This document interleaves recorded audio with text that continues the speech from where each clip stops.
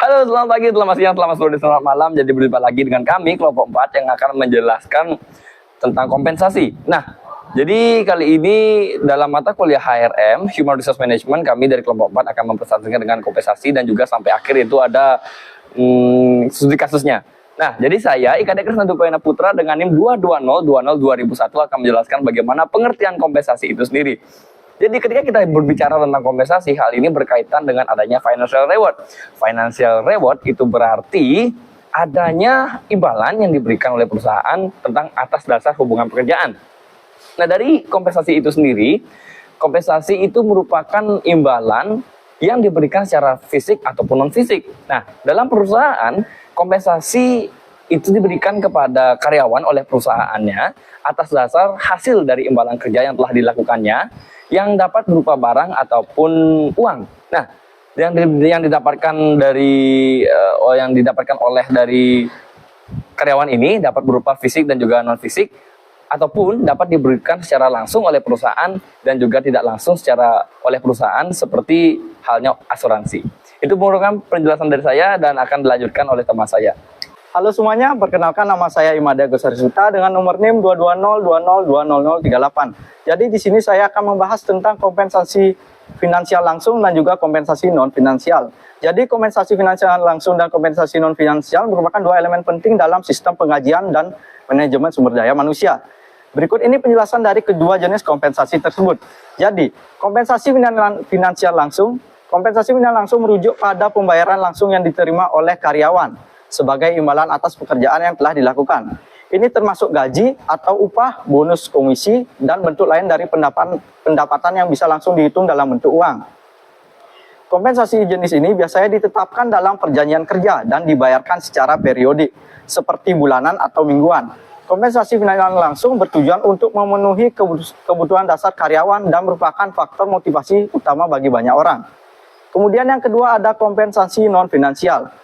Kompensasi non-finansial ini di sisi lain tidak melibatkan pembayaran uang secara langsung kepada karyawan. Jenis kompensasi ini mencakup berbagai bentuk manfaat atau keuntungan yang diberikan kepada karyawan sebagai tambahan atas gaji mereka. Contoh dari kompensasi non-finansial ini termasuk peluang pengembangan karir, lingkungan kerja yang positif, fleksibilitas jam kerja, pengakuan dan penghargaan, asuransi kesehatan, cuti yang lebih panjang, dan fasilitas kerja seperti ruang olahraga atau kafetaria. Meskipun tidak selalu diukur dalam nilai uang, kompensasi non finansial dapat meningkatkan kepuasan kerja dan loyalitas karyawan serta menarik dan mempertahankan talenta. Sekian penjelasan dari saya. Selanjutnya akan dilanjutkan oleh teman saya. Perkenalkan, nama saya Gusti Bagus Pramadita Pramana. Jadi di sini saya akan melanjutkan dari teman saya, yaitu dari nomor 3, yaitu rentang gaji di Indonesia. Jadi rentang gaji pendapatan di Indonesia berkisar dari 3.070.000 hingga 54.200.000 per bulan dari maksimum gaji rata-rata. Lalu rata-rata gaji pendapatan di Indonesia sebesar 10.500.000 per bulan. Artinya 50% penduduk berpenghasilan kurang dari 10.500.000 rupiah. Lalu gaji tertinggi di Indonesia didapatkan oleh seseorang yang berprofesi sebagai dokter dan ahli bedah dengan rentang gaji Rp23.900.000 sampai Rp68.700.000. Selanjutnya akan dilanjutkan oleh teman saya. Kenalkan, nama saya Gidara Kusumayasa. Di sini saya akan menjelaskan tentang dua kesalahan umum yang sering terjadi saat memberikan kompensasi. Yang pertama itu tidak transparan. Dalam hal ini tidak memberikan informasi yang cukup kepada karyawan tentang bagaimana sistem kompensasi dalam bekerja. Dengan begitu dapat menyebabkan ketidakpuasan antara perusahaan dan karyawan. Yang kedua itu tidak konsisten. Memperlakukan karyawan dengan tidak konsisten dalam hal kompensasi dapat menyebabkan kecemburuan dan ketidakadilan antara karyawan yang satu dan yang lainnya. Selanjutnya akan dijelaskan oleh teman saya. Baik, perkenalkan, nama saya Kadek Mahayana Dujenramas dari kelompok 4. Di sini saya akan menjelaskan tentang kasus dari kompensasi. Ya, kita dapatnya dari Grab. Dengan situs Bisnis Tekno. Di situ saya melihat bahwa Grab membuat Grab Kitchen di Indonesia pada tahun 2018 berupa bisnis cloud kitchen atau dapur sewa yang hanya melayani pasien antar. Selama 4 tahun beroperasi, Grab mulai melihat pertumbuhan yang tidak konsisten.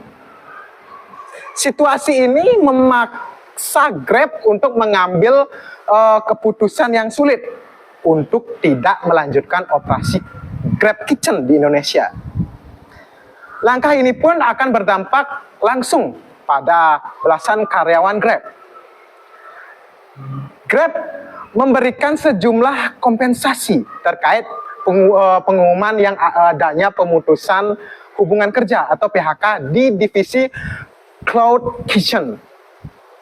PHK akan mendapatkan kompensasi tambahan yang di luar kompensasi wajib.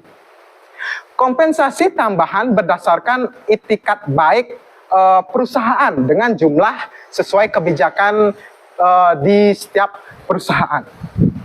Lalu Grab juga akan memperpanjang asuransi kesehatan, berupa BPJS, pencairan dana karyawan dan pencairan sisa hari cuti untuk hari ibu dan untuk ibu hamil dan hari ayah. Lalu Grab akan memberikan dukungan konseling melalui Grabber Assistant Program dan juga kesempatan untuk menjajaki posisi yang tersedia di divisi lainnya. Grab juga akan memberikan beragam pelatihan yang mencakup perencanaan karir, teknik pencarian kerja, personal branding dan lainnya untuk yang ingin bekerja lagi di perusahaan Grab. Ya, jadi seperti itu kasus yang saya baca-baca ya. Jadi untuk kasus kompensasi di Grab Indonesia itu ya seperti itu. Jadi ya kami dari kelompok 4 mengucapkan terima kasih sebagai penutup.